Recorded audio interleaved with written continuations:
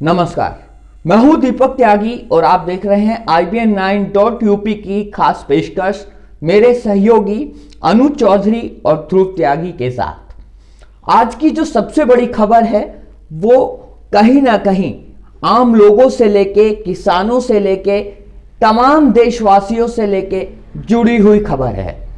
26 जनवरी का पर्व नजदीक है, वहीं दूसरी तरफ किसान आंदोलन पर बैठे हैं। ऐसे में मेरठ रोड स्थित बापू धाम में एक खाली खेत के में किसी असामाजिक तत्व ने एक सिलेंडर के ऊपर एक घड़ी को रख दिया। एक शख्स ने उस घड़ी को देखा और सिलेंडर को देखा। उसने आगे चलकर 4 आदमियों को उस बात को बताया, जिसके चलते वहां पर पूरे इलाके में एकदम हड़कंप सा मच गया। लोग घबरा गए। तुरंत स्क्वाड टीम को बुलाया गया। पुलिस मौके पर पहुंची, पूरी जांच पड़ताल की गई, जिसके बाद पता चला कि यह कोई बम नहीं है। लेकिन पुलिस लगातार उस शरारती तत्व की तलाश कर रही है जिसने ये शरारत की है। चोरों के हौसले लगातार बुलंद होते जा रहे हैं। चोर पहले गाड़ियां उठाते थे, स्कूटर उठाते थे, स्कूटी उठाते थे, लेकिन अब चोर स्कूटी की बैटरी तक चुराने पर उतारू हो चुके हैं। गाजियाबाद के इंद्रपुरम इलाके में एक ऐसी ही एक स्कूटी में से चोरों ने एक बैटरी को निकाल लिया। इसका मतलब यह है कि कहीं ना कहीं जो हमारी पुलिस है वो काम पूरी तरह से सही नहीं कर पाई है। तभी तो जो चोर हैं उनके हौसले इतने बुलंद दिनों दिन होते जा रहे हैं। आगरा के एक बड़े कॉलेज के टॉयलेट में लाखों की दवाइयां बरामद की गई हैं। लोगों का कहना है और जो टीम वहां पर पहुंची है उनका कहना है कि कहीं ना कहीं इसके तार दवाइयों की तस्करी से जुड़े हुए हैं और इन दवाइयों का इस्तेमाल, जो कि पकड़ी गई दवाई हैं, उनका इस्तेमाल गुर्दे की बीमारी में किया गया है। जो मौके पर पुलिस टीम के साथ स्वास्थ्य अधिकारी पहुंचे हैं, उनका कहना है कि कहीं ना कहीं ये दवाइयाँ तस्करी की जाती थी और ये दवाइयों की कीमत लाखों में है। तो आप समझ सकते हैं कि जिसको दवाई की आवश्यकता होती है उसको दवाई नहीं दी जाती, लेकिन लोग तस्करी करने से बाज नहीं आते। अब खबर नोएडा से। नोएडा में एक रिहायशी इलाके में नकली शराब बनाने की फैक्ट्री का भांडाफोड़ हुआ है। ये शराब जहरीली शराब थी।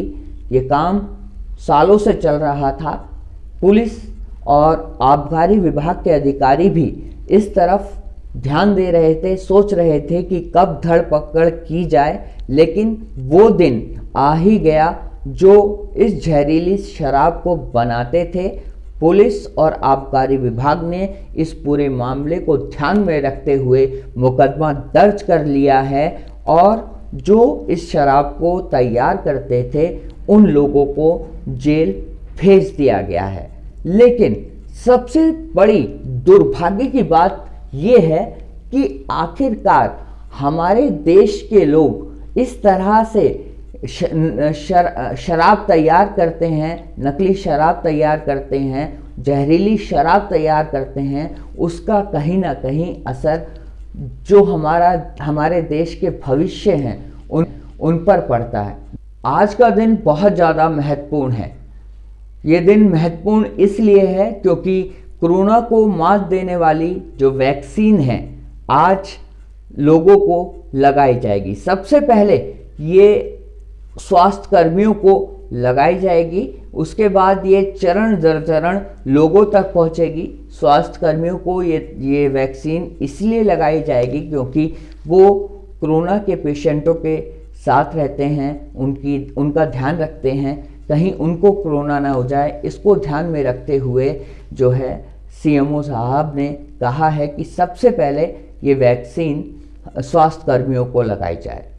अब दूसरी सबसे बड़ी खबर मैं कोरोना से जुड़ी हुई बता दूं। दिल्ली के लोग इस वैक्सीन को लगाने से डर रहे हैं। एक आंकड़े की यदि मैं बात करूं तो करीब 25% जो लोग हैं वो इस वैक्सीन के लगाने के लिए तैयार हैं। उनका कहना है कि हम इस वैक्सीन को लगवाएंगे, जबकि बाकी 75% लोगों का कहना है कि हम इस वैक्सीन को नहीं लगवाएंगे, हम अपना इलाज इसी तरह से करा लेंगे, कोरोना से हम इसी तरह से निपट लेंगे। लेकिन जो हमारी दिल्ली सरकार है वो कोशिश कर रही है कि घर घर जाकर लोगों को समझाएं कि इस वैक्सीन का कोई भी साइड इफ़ेक्ट नहीं है, उनके स्वास्थ्य पर कोई भी गलत प्रभाव नहीं पड़ेगा। इन तमाम चीज़ों को, इन तमाम बातों को घर घर जाकर दिल्ली सरकार के लोग समझा रहे हैं।